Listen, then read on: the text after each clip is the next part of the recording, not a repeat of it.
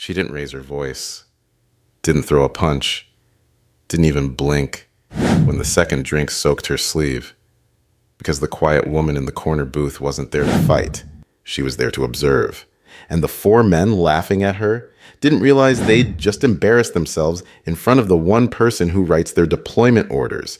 So before we show you how they unraveled in front of the entire base and the command review that silenced the room, drop a comment telling us where in the world you're watching from. Tap like, hit subscribe, and make sure that bell icon is turned on. Because sometimes the most dangerous person in the room is the one who lets you keep talking. The lights inside Walker's Cove always ran a little dim, like the place had made peace with being forgotten. It sat just off the main highway outside Port Regent Naval Station, wedged between a shuttered laundromat and a seasonal crab shack that never opened on time. The walls were wooden, the jukebox broken, and the floor had a soft give from years of spilled beer and boot scuff. There was no dress code, no loud music, and no questions asked, which is why it was always full by 2,000 hours. The woman at the corner table didn't belong. At least not at first glance. Civilian hoodie, black cargo pants, no patches or badges, no makeup, and no trace of alcohol in front of her. Just water, with a lemon wedge and a plate of fries she hadn't touched in 20 minutes. She sat with her back to the wall, not to the door. A subtle distinction most people missed. A bartender named Liam passed by with a fresh glass of ice water and placed it silently on her table. No smile, no fanfare, just a nod. She returned it, one of those slow, deliberate gestures that said, "Thank you," without asking for conversation. She wasn't known by name, not here. But something about her posture, straight-backed without tension, arms loose but never slack, gaze still but not passive, carried weight. Enough that Liam never carded her. Enough that the regulars, even the retired ones, gave her space. She hadn't spoken since she walked in. That quiet was broken by the arrival of a different kind of presence. Four men entered as if they owned oxygen. Ton camis half rolled at the sleeve, chest pockets slouching from too many hours of field rotation. Their boots were dusty, their laughs louder than necessary. Not locals, not regulars. Temporary, the kind of men whose assignments gave them just enough time to grow cocky, but not long enough to learn manners. They took the high top near the center of the bar, the tallest one, broad-shouldered, with a crooked grin and a scar under his left eye, waved Liam down with 2 fingers and a smirk. "Rounds for the table, top shelf, let's make it a welcome party." "Welcome to what?" the smaller one with the twitchy leg asked. "To the only decent bar within 10 clicks that doesn't play country music," the third one said, dragging his stool back loudly. The fourth had already noticed the woman. 10 o'clock, solo table, civilian, contractor, he muttered. The tall one shrugged. "Ghost recon, maybe. Or someone's ex." A laugh went around the table. It wasn't mean yet, just lazy, confident, curious in the way young wolves are before they test who's alpha. They kept their distance for now, but their eyes drifted. They didn't know her name, didn't know her face, but they noticed her silence. And that was enough to assume they understood her. The woman didn't shift, didn't react. She lifted her glass, drank slowly, and returned it to the exact center of the coaster. From their table, one of them leaned forward with a half smile. "She looks like she's memorizing the exits." The tall one chuckled. "Maybe she's waiting for backup." They all laughed again. But what they didn't know, couldn't know, was that the only reason she was still sitting there was because she hadn't made up her mind about them yet. The woman hadn't moved in 20 minutes. One hand rested on the table, thumb tapping an idle rhythm near the rim of her glass. She hadn't touched the fries, hadn't glanced at her phone, just watched the television above the bar, muted news scroll, weather radar slicing across the coastline. It made them more curious. By the third round, the volume of the group had doubled. One started doing impressions, a bad CO voice barking nonsense. Another spun a story about a Halo jump gone sideways in Thailand, clearly embellished. But it wasn't the noise that drew attention. It was the moment one of them, the tall one, turned from the high top to gesture with his beer. He swung wide to punctuate a joke, elbow high. His boot caught the side of a loose chair leg behind him, sending him off balance for half a second, just long enough for his pint glass to tip. Amber liquid arced clean through the air and splashed across her table. Half her fries were soaked. The water glass tipped but didn't fall. A line of beer ran across the tabletop, dripping slowly into her lap. For a moment, the entire bar paused, just enough to clock the moment. Then came the laughter. The tall one turned, saw the mess, and held both palms up. "Whoa! My bad! That one's on the chair, not me!" The others howled. "Damn thing moved on its own," said the one with the twitchy leg. "Maybe it's her fault," another added. "What's she doing sitting that close to a combat zone anyway?" The woman calmly set her napkin down, picked up her water glass, shifted it back into place, then began dabbing her lap, without urgency, without even glancing at them. That rattled the table more than it should have.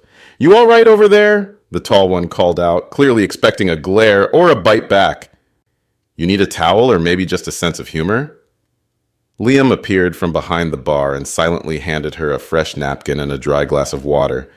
"Appreciate it," she said quietly. Her voice was low, clear, measured. That was the first time any of them had heard it. "You're not going to throw that one back at us?"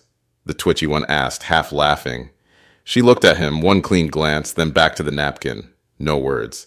That was when the tone shifted. They didn't say it aloud. Not yet.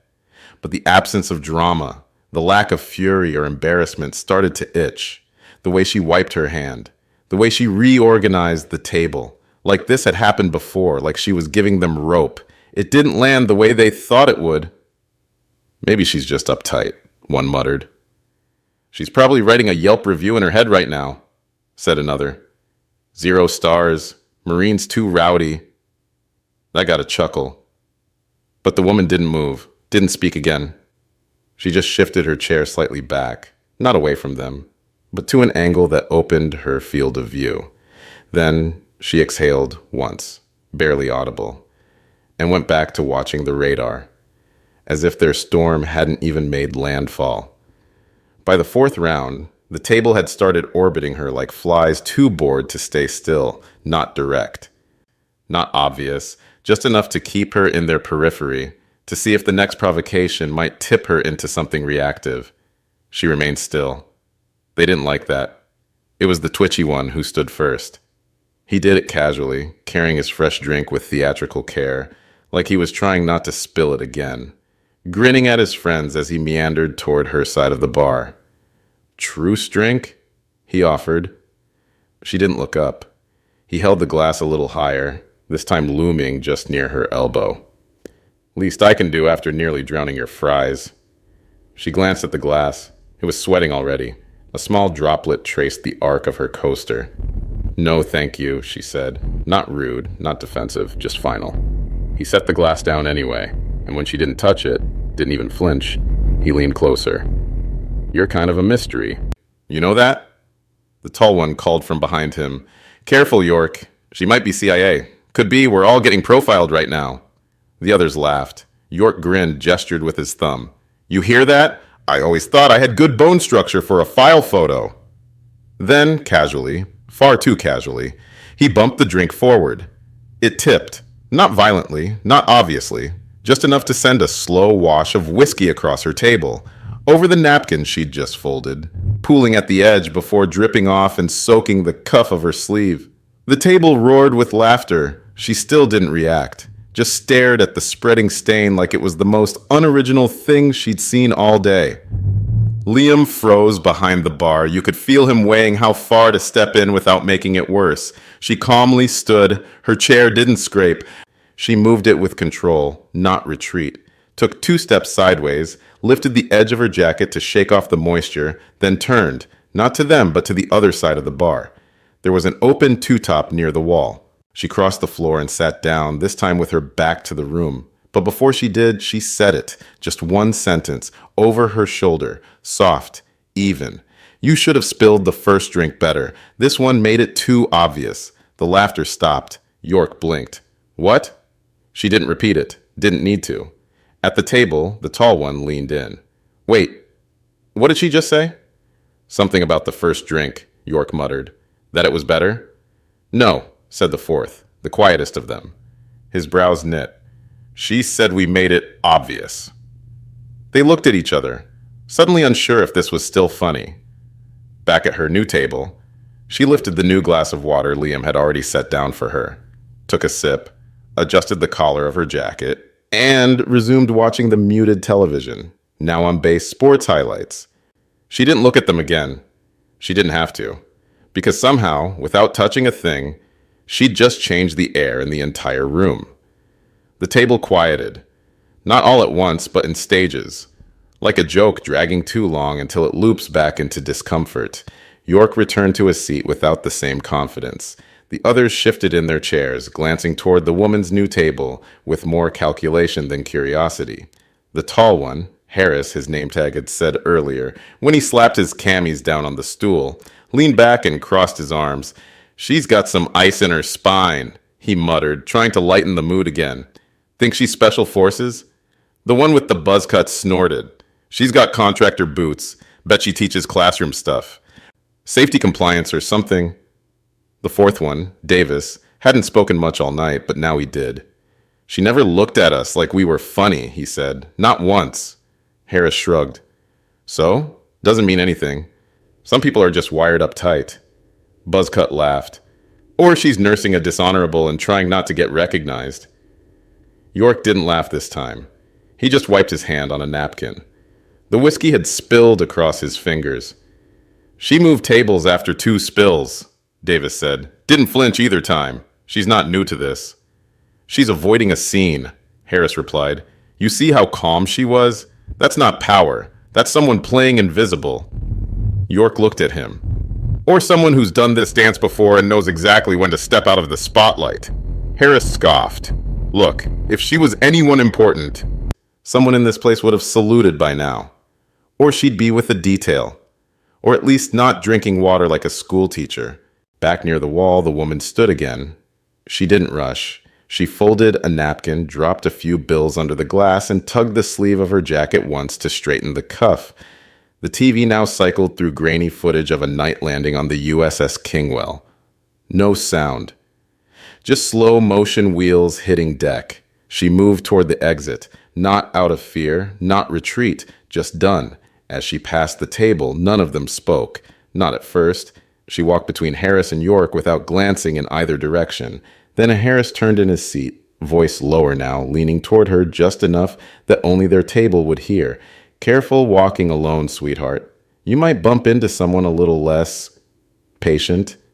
She stopped, not dramatically, just mid-step. Her head turned, no expression, no stare down, just enough to acknowledge the words. Then, calmly, she looked at him and said, Funny thing about predators, Corporal. A pause. They're the easiest ones to track. Then she turned and left. Davis let out a slow breath. That was specific. Buzzcut shifted. She knew his rank. Harris tried to laugh, but it didn't land. None of them noticed the man at the end of the bar. Older salt gray beard, sleeves rolled up over faded command tattoos.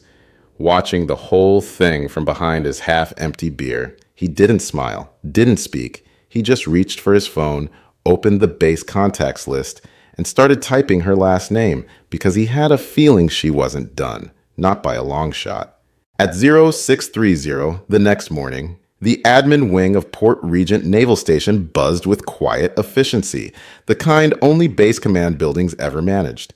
Everything smelled like strong coffee and burnt toner. Overhead lights hummed softly. Steel doors clicked shut with just enough pressure to remind people where they were. Down the far hallway, behind a frosted glass door marked Joint Operations Integration Office Clearance Required, someone signed a final approval on a schedule. Lieutenant Commander Rhea Lawson didn't wear her name loudly. Her uniform was crisp but unadorned. The single gold trident above her left chest plate said enough to those who understood. The rectangular black patch on her left shoulder, no text, just an embedded chip strip, opened every secure door on the installation. and the tablet in her hand carried the finalized rotation designations for the upcoming task force integration phase. 56 personnel, 4 SEAL platoons, Marine recon elements, EOD techs, cyber ops liaisons, and command-level behavioral oversight. Oversight she was directly assigned to manage. A quiet knock came from the door. "Ma'am," said a petty officer, stepping in with a folder. "Admin has confirmation that the 3rd Inter-Unit Attachment Team arrived yesterday. Their eval cycle starts this week." Lawson took the file without looking up. Names? Corporal Harris, Corporal York, Private Davis, and Lance Corporal Wexler. They reported late last night after re-entry from FEX. She nodded once, no visible reaction. The petty officer hesitated. "Problem, ma'am?" Lawson signed the last line of the sheet with a stylus. "Not yet." She handed the tablet back, closed the folder, and stood, posture precise, not stiff. There was no urgency in the way she moved, no hint of escalation, just method. Confirm their unit lead knows they'll be participating in the Readiness Cohesion Brief this afternoon? "Yes, ma'am. They're scheduled to be present." "Good. Make sure the seating's staggered. I don't want them all together." The petty officer blinked, then nodded again. "Understood." Lawson exited the room without further comment. She didn't carry a clipboard or a water bottle, just a single folded schedule in one hand and her ID band on the other. In the hallway, 2 instructors paused their conversation as she passed. One of them, a logistics officer, murmured, "That's Lawson, right?" "Yeah," the other replied. "Took over oversight after Lieutenant Marquez rotated out." "She's a SEAL?" "Command qualified. 3 tours, signals and extraction ops. No media record, no BIOS ghost file." The first one whistled softly. "She doesn't look like command." That's the point. Back in the outer briefing prep room, Lawson moved past a wall of file cabinets and paused beside the large glass panel overlooking the operations bay. Below, Marines ran ladder drills while SEALs cycled through rotation scenarios. Sweat, commands, timing, all visible. Her reflection stared back at her through the glass. Civilian the night before, command today. She watched them for a long moment, eyes narrowing slightly as she saw the 4 men in question pass through the far gate. Loud, confident, clueless. She didn't smile. She didn't flinch. She just folded the schedule and slid it into her pocket and waited for the afternoon. The readiness briefing room wasn't built to intimidate, but it always managed to. It was square, windowless, and painted the exact shade of gray that made everything inside it feel 1 decibel quieter. The long table stretched from one end to the other, surrounded by 2 rows of chairs. Front row for lead evaluators, back for operators and junior staff. A digital projector hummed quietly from the ceiling, looping a silent rotation slideshow, chain of command, unit objectives, 0 failure expectations. Corporal Harris swaggered in first. Uniform, not pressed. Boots, passable. Demeanor, unbothered. Behind him came York, Davis, and Wexler, all wearing the same mild hangover masked as overconfidence. None of them recognized the room. None of them cared to. "Guess this is where they tell us to stop fighting with the Navy boys," York muttered, tossing his field folder onto the table like it owed him something. Wexler smirked. "Maybe we're getting medals." Davis didn't speak. A few SEAL candidates were already seated in the far corner. They didn't engage, just watched. One of them subtly elbowed the guy next to him and nodded toward the inter-unit detachment group. The second guy raised an eyebrow, whispered something. They both smirked. But the shift came when the side door opened. No fanfare, no announcement, just boots on linoleum. Lieutenant Commander Lawson walked in, full uniform, command patch visible, trident gleaming like it had never been touched by dirt, shoulders relaxed, eyes already scanning the room as if she'd been standing in it before they ever arrived. She didn't speak. She didn't need to. Corporal Harris froze mid-comment. His eyes flicked to her face, and something behind his grin started to decay. York blinked once. Davis whispered, "No way." Wexler leaned forward slowly, as if by leaning he could undo last night. Lawson walked to the center of the room and set a single folder on the table. Her hands moved without flourish. She stood behind the chair at the head of the table but didn't sit. "Good afternoon," she said. One sentence. And the room stilled. Today's session is a joint operational integrity evaluation. Cross-unit behavior and cohesion are under direct review for upcoming joint task force assignments. She didn't raise her voice, but the temperature dropped by 10 degrees. Some of the Marines began to shift in their seats, shoulders squaring, hands coming off thighs, folders suddenly opening. No one laughed. Lawson turned the page in her folder. "You've each been assigned to temporary integrated teams. Your cohesion ratings will be submitted at the end of the week." She looked directly at Harris. He swallowed once. Then she glanced at Davis, then York, one by one. No emotion, no theatrics, just recognition, like she wasn't introducing herself at all, just confirming what they already should have known. A ripple of whispers passed down the row of SEALs in the back. Someone exhaled softly and whispered, "Oh, damn, that's her." No one said a word after that. And for the first time since they walked in, Corporal Harris sat up straight, like he couldn't quite remember how tall he was supposed to be. The operational circuit wasn't complicated. 12 stations, 4-member teams, each task pulled from real-world scenarios. Field radio calibration under noise jamming, rapid gear reassembly blindfolded, evac protocol drill under false fire alarm, and simulated civilian interaction with conflicting rules of engagement. It wasn't designed to punish, but it punished arrogance all the same. Lieutenant Commander Lawson stood to the side of the dry erase board, marker in hand. Her voice didn't rise above conversational. She issued instructions like a surgeon reading vital signs. "Team 3, she said calmly. "Corporal Harris, Corporal York, Davis, Wexler, Station 6. They stood, slower than before.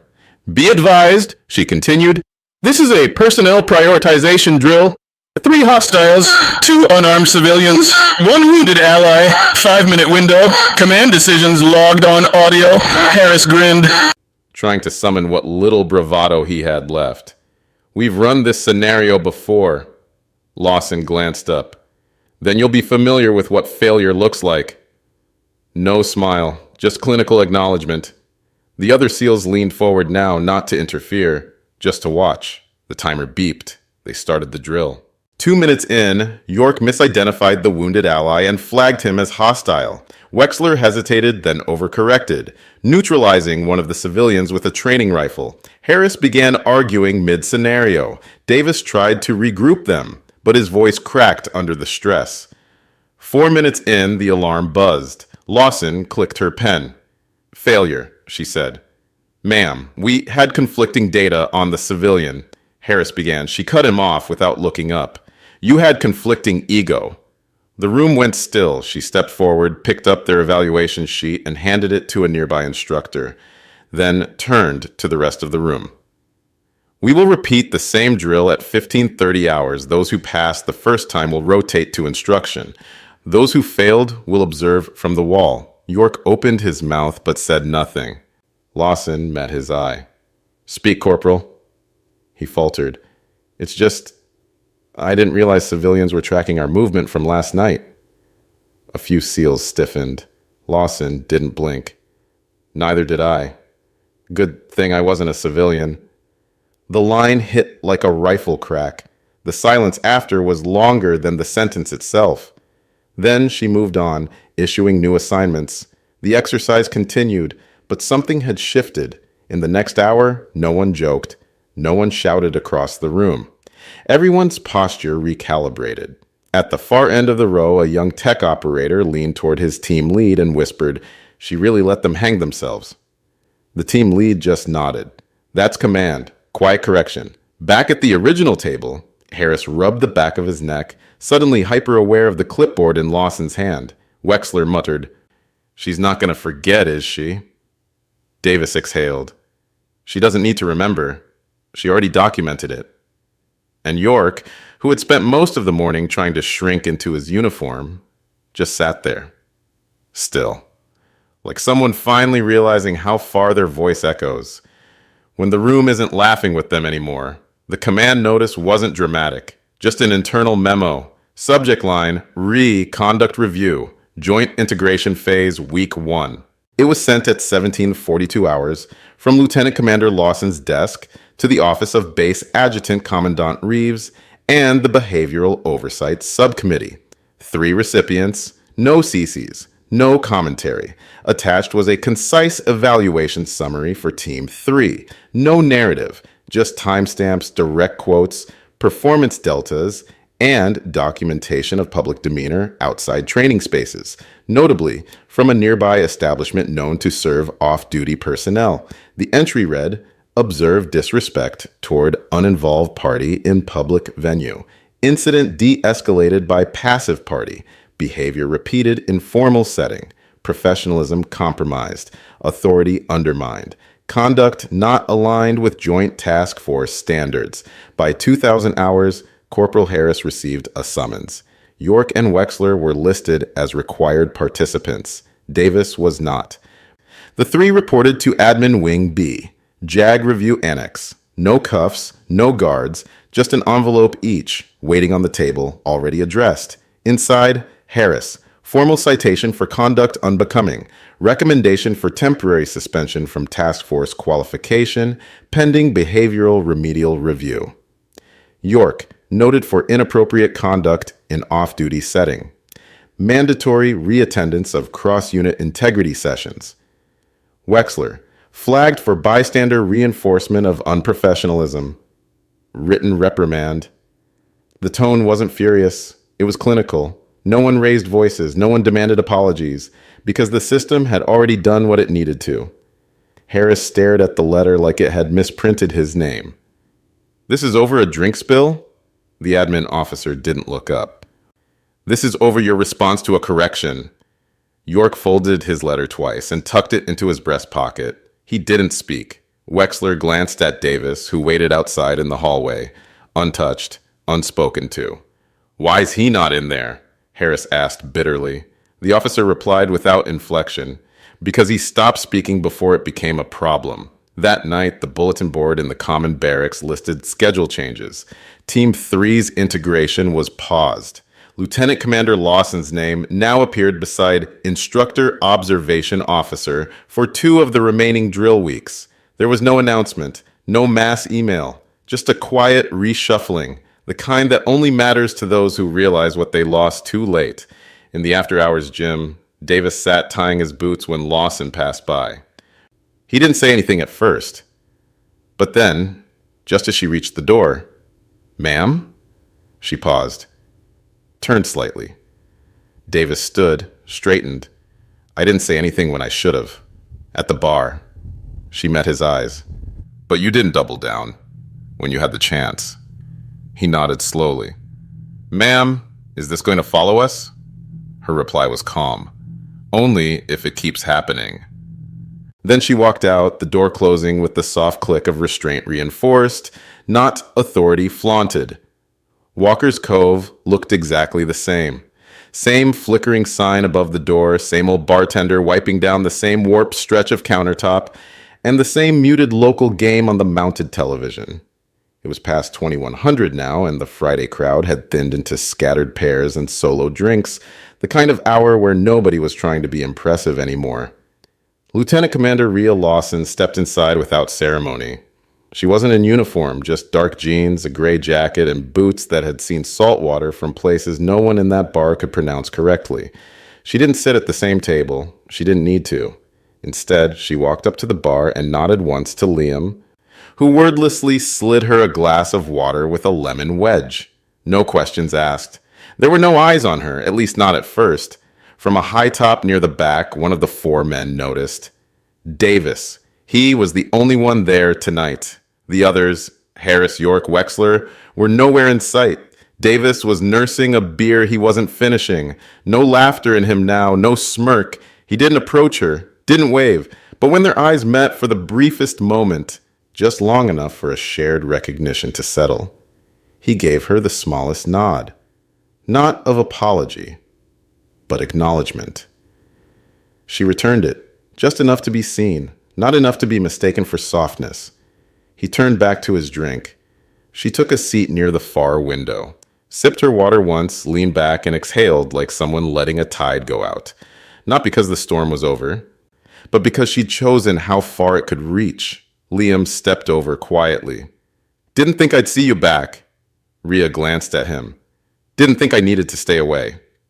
He nodded, then gestured slightly toward Davis. That one's been quiet tonight, didn't even order the usual. She looked over briefly. Sometimes they learn, sometimes they just pause. He nodded again. And you? I just came to finish my fries. That was all. No badge, no speech, no threat, no lingering, just presence. She stayed 10 more minutes, paid in cash, left a folded napkin on the bar that Liam didn't open, just pocketed respectfully.